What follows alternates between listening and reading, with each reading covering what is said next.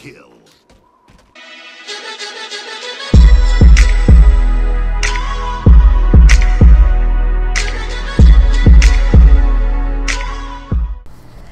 What's up, kings and queens? I got another Halo 4 gameplay for you, Team SWAT.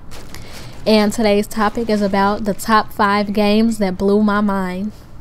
And first I want to discuss what makes a game good to me.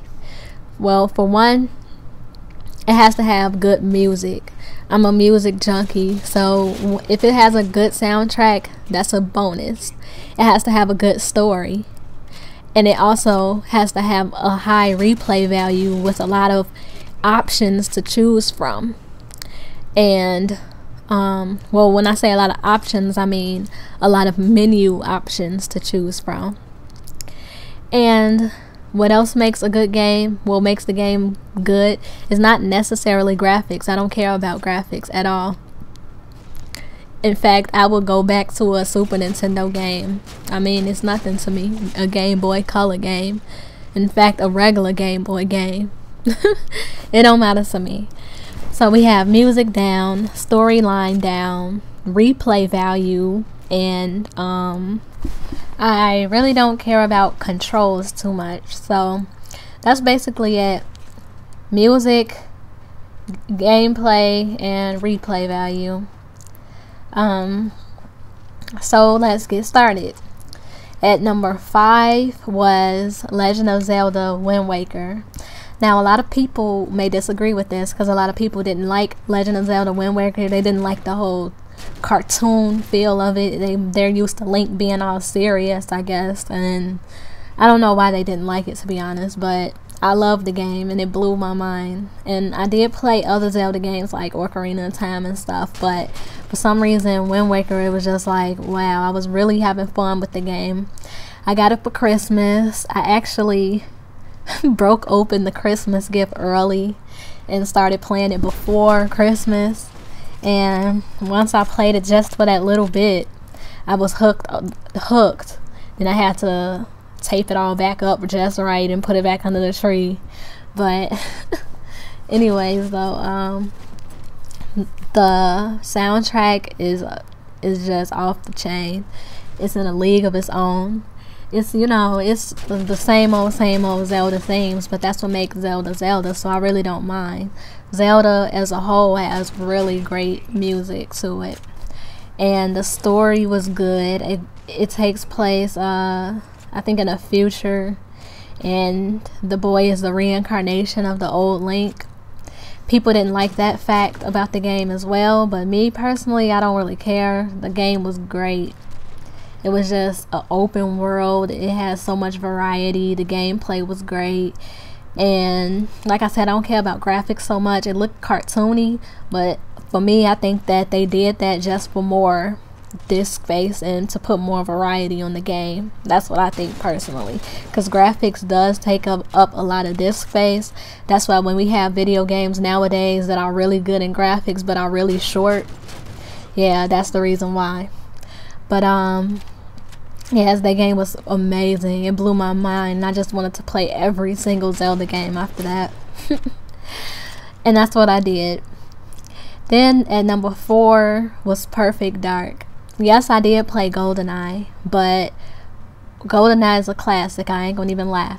But Perfect Dark, once I played that game, the story was just amazing to me at that time. I'm just like, wow, they really pieced this together really well.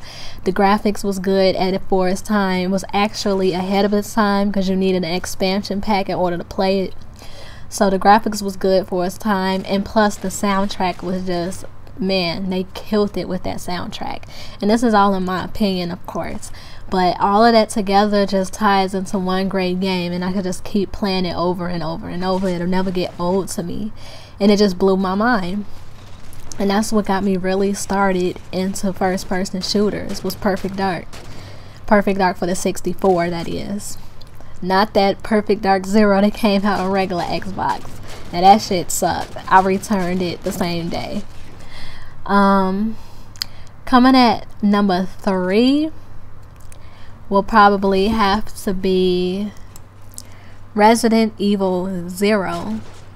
Resident Evil 0 was the first like horror game I actually sat down and played like all the way through. It might have actually took me 3 years to beat it, because around that time I wasn't really playing video games like that. I was playing them recreationally, just whenever I just felt like playing it, and I don't know, whenever I wasn't doing anything. And at that time in my life I was always doing something, and whenever I would get stuck I would just forget about it, just stop playing, and I end up forgetting about it. But one day I just finally sat down and I beat it. That was the only game that really made me scream. And the reason why most of it is because I used to play it at my grandma's house, because I live in Chicago. So I was over her house, and I used to play it in the basement in the dark. And if you would see how her basement looked, it's really, really creepy. So that's the only place she would let us hook up the game system. So I was in the basement and it was dark down there, I'm playing it, and I hear a zombie sound, and then all of a sudden I'm just like screaming like, okay, where is it? So that game kind of blew my mind too. A lot of people didn't like Resident Evil 0, but that's the thing with me. I usually like games that other people don't like. Coming at number 2 is Kingdom Hearts 2. A lot of people will disagree. They might say Kingdom Hearts 1 is better, but me personally, I like Kingdom Hearts 2 better. The whole concept of the nobodies and the heartless and the Organization 13, the gameplay was good, the soundtrack was phenomenal, everything about that game was great, the story, everything. And I just was hooked on that game. Like, I couldn't stop playing it. I would wake up every day just to play that game, like early in the morning. I just didn't want to sleep. I just wanted to play that game and beat it. It was just so good and interesting, and that's what I like. I like games that can keep me into the game, keep me in, you know what I'm saying, like just wrap my mind into the game. If I'm playing a game and then I just stop playing it, that's probably because it really didn't keep my attention. And coming at number 1 is Mass Effect. Now, at first I didn't know anything about Mass Effect. My friend, he was just trying to find a new game to play, and first he picked up BioShock. He liked BioShock. Then he picked up Mass Effect, and he was blown away by the game, and he was like, you really have to try this game, you really have to try it. I'm like, at first I'm like, whatever, I'm not really into stuff like that. Then one day I just was like, okay, let me try it. I played it for a little bit and then I stopped. Then like 3 months later I played it again, and I was just hooked after that. I couldn't wait for the second one to come out. And when the second one came out, I was even more hooked.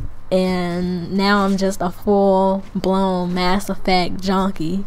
So yeah, the soundtrack is great. The gameplay is great. The story is excellent. And graphics, everything. That game is just a plus, because even though I don't care about graphics that much, that graphics added on to all of that is just a small plus to it. But even if it was horrible graphics, I still would love the game. It would still be number 1 on the spot, because like I said, I don't care about graphics too much. But anyways, that's my list, and I want to hear about your list in the comments. What games blew your mind and got you motivated to keep playing video games? Anyways, Royal Enigma out. Maintain royal status. I wonder why it's so quiet. Where is everybody? Oh, I hear gunshots.